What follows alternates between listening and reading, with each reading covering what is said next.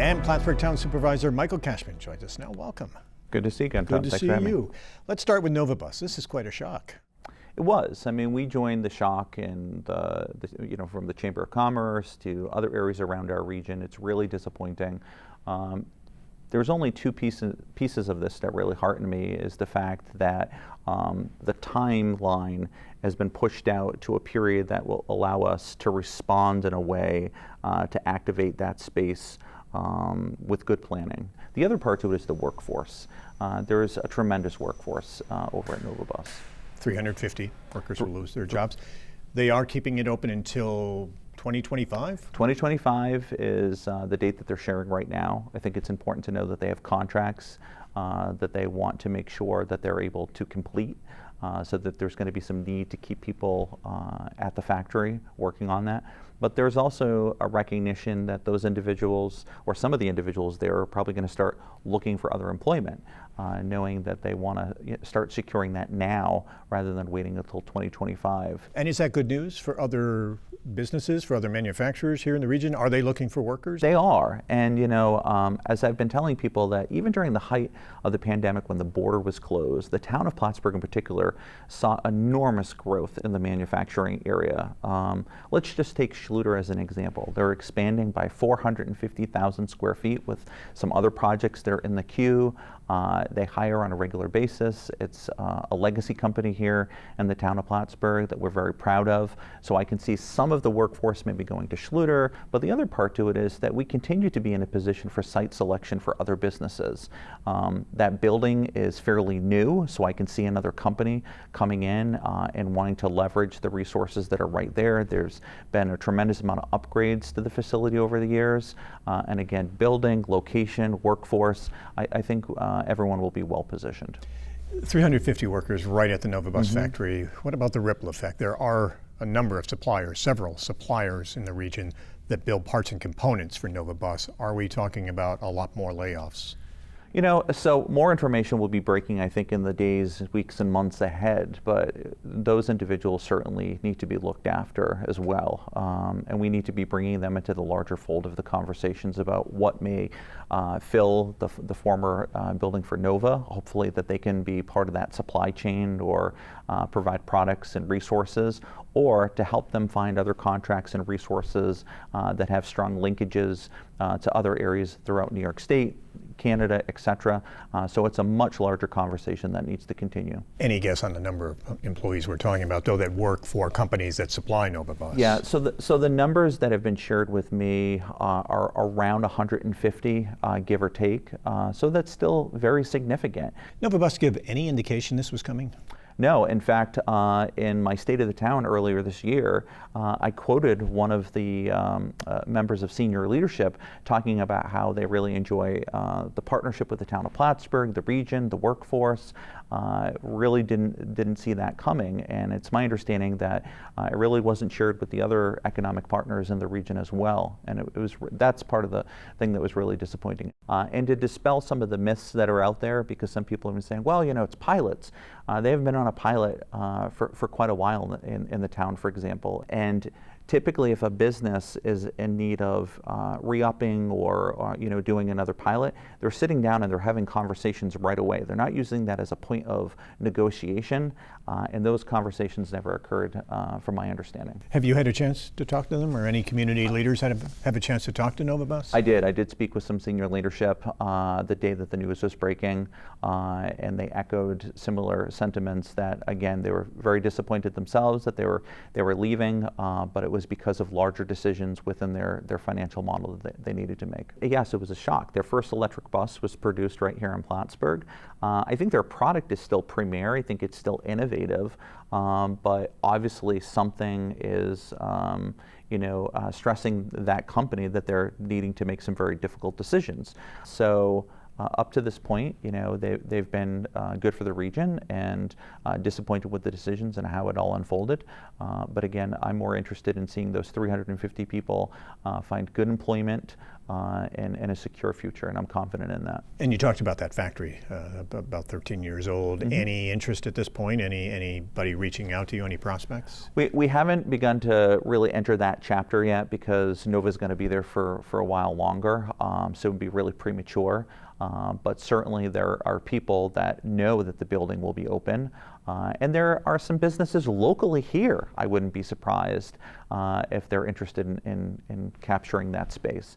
Some other not so great news this week. Amtrak suspended the Adirondack train from Albany to Montreal, which just got back up and running in April. There was the big celebration in early April after being shut down 3 years during the pandemic. We heard from the company Amtrak that it has to do with the temperature outside and new speed limits placed on the tracks once you cross the border up to Montreal.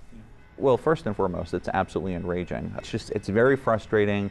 For 3 years, we had no activity on that rail, and now for this to occur, I think Gary Douglas, said it well. It almost feels like a conspiracy theory. I have some contacts with the rail, and what they've shared with me, though, is that there's a larger story that may be behind this that may actually impact us up to or through Labor Day, and that's through CN. So I don't believe that we're getting all the information. And I think, over the course, again, over the next couple of weeks, we're going to see possibly some more pivots within this story. And I think it's incumbent upon all of us to continue to give our full-throated support that we need this rail open. We're in a rural community. We need to be able to have multimodal transportation that allows people to get into this region, whether it be from as far as New York City or our Canadian neighbors. This rail is very critical to us. Gary was talking this week about it's a number of things right now. Yes, the pandemic is for all intents and purposes been declared over. The border has reopened to both vaccinated and non-vaccinated. That's going to increase the number of Canadians coming across. They're running into some staffing issues at the border because a number of workers there have been reassigned to the southern border.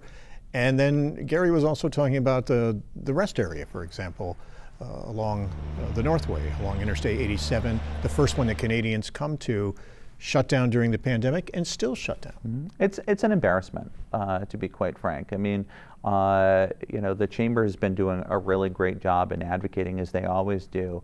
But if you've ever gone up to that rest stop, it's the most unwelcoming welcoming that you can imagine. Porta potties, it's very run down. And you go all throughout New York State, and there's these really wonderful regional rest stops that are welcoming people into the area, connecting them to the resources in the region to explore. And it's really frustrating. You mentioned a number of nice new facilities just south of Glens Falls. Yep. On the northbound side, there's a multi-million-dollar new welcome center there that has a Taste of New York store and is for visitors coming into the Adirondacks from the south. The legislature did talk within the past couple of years about spending some money to fix it up, but that didn't move forward. Yeah, I haven't seen any movement on it, and I know Assemblyman Jones has been screaming from the mountaintops about how critical it is for the area. I applaud him and Gary and others for doing this. Has anyone reached out to the governor's office? Is there any hope that it can be elevated beyond whoever controls the rest area? Yeah, I know that we've been taking kind of a multi-pronged approach. I know the Chamber's been having conversations. I know the Assemblyman has been having conversations. I know that I've been having conversations with individuals that I have contacts with and others in the region. So many voices are in the conversation, but you need to have somebody listen to it, but more importantly, not only listen to it, but start to respond and put some action into it, and we're not seeing the action. You had a groundbreaking a few weeks ago over the Memorial Day weekend. The town has started building a new memorial on the shore of Lake Champlain dedicated to veterans, not only from the Revolutionary War and War of 1812, but right up to today's generation of vets. Battlefield Memorial Gateway is underway, a $6 million project, and first phase under construction. First phase is well under construction. One of the key features that space will have towards the end of the fall is the Purple Heart Trail. This trail will be an important point of connection that will connect to the Terry Gordon bike path all the way to the Empire State Path. It's a significant thing to start in phase 1. Phase 2 will begin hopefully sometime late spring, very similar to what we did with phase 1. Plan is to have this completed by 2026 and the big 250th anniversary birthday celebration across the nation. It is. And, working with Jerry Favreau, the president of the Clinton County Historical Association, we're co-chairing our 250th anniversary committee here locally with a number of other people. The Battlefield Memorial Gateway project has become a signature project within that work. The final memorial will have a memorial wall to the veterans. It's going to have an amphitheater. It's going to have lookouts that look out over Lake Champlain. And one of the other features that we very purposely wanted this space to have is a play area for children, because this is not your traditional veterans park. It's not meant to be in competition with what's over at the Oval, for example. Really, this is a multi-generational space to activate interest, imagination, and further exploration into the region's rich history. So we can imagine people going down eventually to the jetties, being able to look out at the beautiful vista of Crab Island and Valcour, connected to the Triangle of History, but then maybe they want to actually go see the monument at the Peru Dock to the Battle of Valcour. Maybe they want to go to the various blue historical markers throughout the region. Maybe they want to go over to the Clinton County Historical Association, go to the museum. So the idea is to inspire further investigation into our region. Michael Cashman, as always, thank you very much for taking the time to come talk with us. Always good to see you.